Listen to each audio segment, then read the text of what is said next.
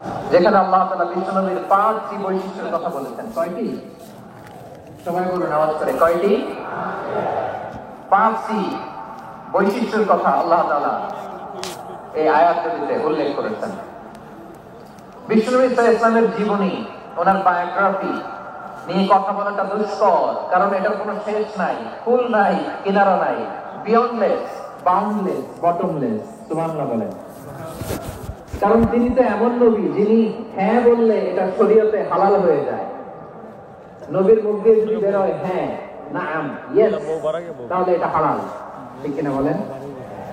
এই নবীর মুখ দিয়ে যদি না বের হয় যে না, নো, তাহলে এটা শরীয়তে হারাম হয়ে যায়। কেমন নবী আমরা পেয়েছি যিনি হ্যাঁ বললে হালাল, না বললে হারাম, যিনি সাব্বাবা, এই আঙ্গুলি উপরের দিকে উঁচু করলে চাঁদ ভেঙে 2 টুকরা হয়ে যায়, যে নবী জমিন থেকে পা উঁচু করলে আল্লাহর আরশে মেরাজে চলে যায়। এমন নবীর উম্মত আমরা হয়েছি। যে নবীকে বাদ দিলে কোরআন বোঝা যায় না, কারণ এই নবীর উপরই কোরআন নাযিল করেছে কে? এই নবীকে বাদ দিলে হাদিস বোঝা যায় না, কারণ হাদিস তো এই নবীর মুখনিসৃত পবিত্র বাণী। সুবহানাল্লাহ পড়েন। এই নবীকে বাদ দিলে জান্নাত চেনা যায় না, কারণ জান্নাত তিনি চাক্ষুষ দেখে এসে আমাদেরকে মেরাজ শেষে বর্ণনা করে শুনিয়েছেন। এই নবীকে বাদ দিলে জাহান্নাম চেনা যায় না, এই নবীকে বাদ দিলে আমার রবকে চেনা যায় না। ঠিক কিনা বলে? তো বিশ্বনবীর 5টি বৈশিষ্ট্যের কথা আল্লাহ তাআলা এই সূরাতে উল্লেখ করেছেন। আল্লাহ রাসূল সাল্লাল্লাহু আলাইহি ওয়াসাল্লাম যখন মক্কাতে দাওয়াত দিচ্ছিলেন, মক্কার কুরাইশরা নানাভাবে বিষ্ণু ইসলামকে কষ্ট দিচ্ছিল, নানাভাবে ট্যাগিং করছিল, মিথ্যা অপবাদ দিচ্ছিল। কখনো কখনো তারা বিশ্বনবীকে বলছিল মিথ্যাবাদী, কাযযাব। কখনো বলছিল যে তুমি হচ্ছে জাদুকর, সাহির। কখনো বলেছে শায়ের, মুহাম্মদ তুমি কবি। কখনো বলেছে কাহিন, মুহাম্মদ তুমি গণক। এবং কখনো বলেছে মুহাম্মদ তুমি হচ্ছে মাজনুন, মানে পাগল। আওয়াজ করে সবাই পড়ুন, নাউযু বিল্লাহি মিন যালিক। তাহলে বিশ্বনবীকে মৌলিকভাবে এই 5টি অপবাদ দিয়েছে। আমার কলেজের টুকরা সিলেটের ভাইরা, বিশ্বনবীর ব্যাপারে মিথ্যা অপবাদ মৌলিকভাবে দিয়েছে কয়টি? 5টি। বলেছে তুমি মিথ্যাবাদী, বলেছে তুমি গণক, তুমি কবি, তুমি পাগল, তুমি জাদুকর। বিশ্বনবীকে যে 5টি অপবাদ দেয়া হলো, আল্লাহ তাআলা এটা সহ্য করেননি। এই 5টি অপবাদের বিপরীতে আল্লাহ তাআলা বিশ্বনবীর 5টি চমৎকার বৈশিষ্ট্য উল্লেখ করে সূরাতুল আহজাবের 2টি আয়াত নাযিল করেছেন। আওয়াজ করে পড়ুন আল্লাহু আকবার।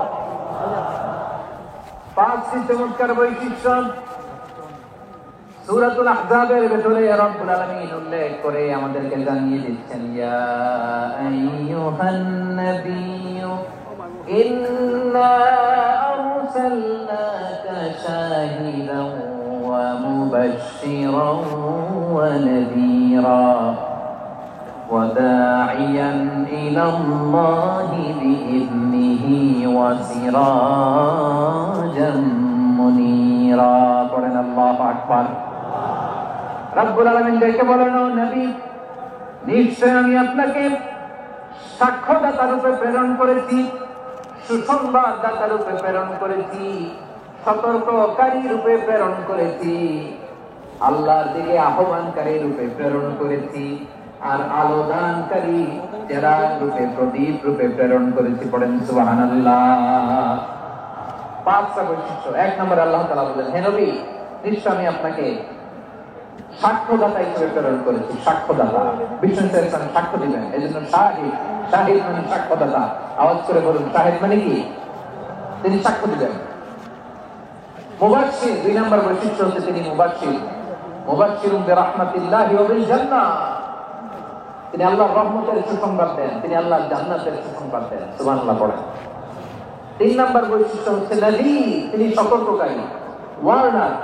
তিনি সাবধান করতে এসেছেন, রিমাইন্ডার দিতে এসেছেন যে আল্লাহর পথে যদি না চলো, শিরকি কাজ যদি না থামাও, তাহলে এমন আযাব আসবে আল্লাহর পাকড়াও থেকে তুমি বাঁচতে পারবে না। তিনি নাযীর। বিষ্ণু ইসলামের 4 নম্বর বৈশিষ্ট্য হচ্ছে দাঈয়ান ইলাল্লাহ, তিনি আল্লাহর দিকে আহ্বানকারী।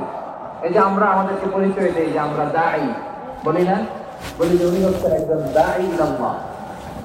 বহু বছর আমরা বলি আদ-দুআ ইলাল্লাহ, এটা কোরআনের এই আয়াত থেকে এসেছে। সুবহানাল্লাহ পড়েন।